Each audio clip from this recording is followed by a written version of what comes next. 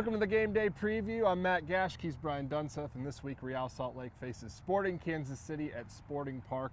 And Brian, when you look at these two teams, you've got two teams that kind of stack those three-man midfields, and it's going to be a fierce battle in there, isn't it? Yeah, and it's two teams that just don't like each other on the field. Once that whistle blows, it's a full-out battle, and I love the fact that Sporting Kansas City's come over to the Western Conference because it's a bloodbath in the West. And as we've seen throughout the course of the year so far, just 6 weeks in, if you can get 3 points against Eastern Conference teams, that gives you a huge buffer because, as we've seen in the Western Conference, everything's up for grabs.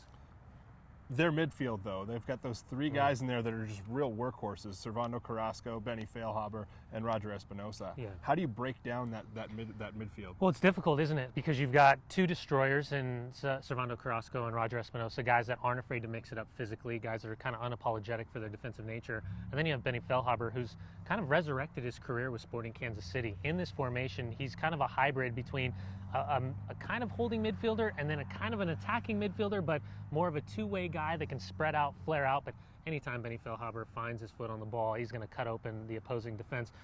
For me, it's all about possession. And for Real Salt Lake, they defend best when they're possessing the ball. They force Sporting Kansas City to chase, limit the turnovers in their own defensive third, because that's what Sporting Kansas City loves to do. They love to compress high. They love to force turnovers. They love to pick those second balls up within the first 5 seconds and then look to get early shots off. Dom Dwyer with 22 goals last year. Just one so far this year, but he's creating a lot of opportunities for himself.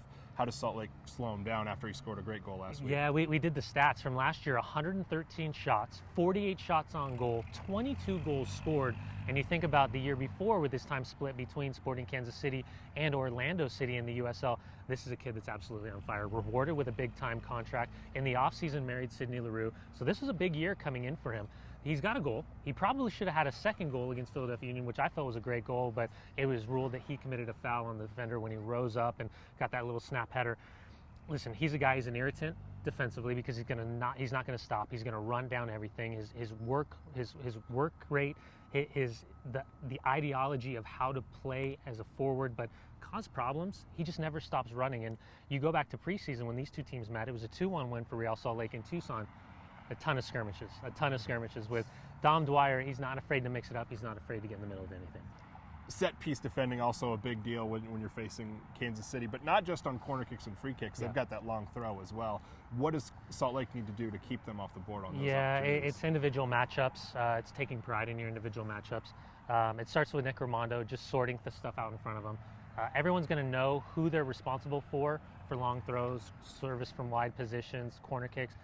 But it's also about not just your man, it's about attacking that ball. And if you do attack that ball well and that ball trickles in, can you be proactive in your reaction? Because that's one thing Sporting Kansas City has done well from the beginning of Peter Vermes' reign is they'll fight for everything. They'll claw for everything. They'll mix it up. And for one reason or another, even when they don't play well, a perfect example is that 3-2 win against Philadelphia. They can still figure out a way to grind out points when they're not playing their best soccer.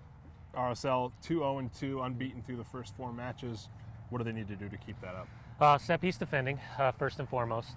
Figure out a way to contain Dom Dwyer, much like they did with Chris Wondolowski. You look back on the road in San Jose, Chris Wondolowski, 0 shots taken over the course of 90 minutes. That's a huge positive. And then that's only the 3rd time that's happened since 2011. One of those other times was against Real Salt Lake. No, it's a huge valley to climb. And honestly, I think if they can do similar defensively, do a similar job defensively to what they did with Wando, with Dom, they give themselves a good opportunity. But it's also about possession. You've got to figure out a way to possess the ball well at Sporting Park. This is a team that I think is psychologically trying to break through that next barrier. They've conceded 6 goals. They've scored 6 goals, sitting on the same amount of points as Real Salt Lake. They've gotten good wins on the road, disappointing results at home just based on performance. But I still think that this is one of the best battles in Major League Soccer, and it's one of those organic rivalries. It's not one of those force-fed rivalries. It's a 6:30 kick from Sporting Park. Watch it live on KMYU.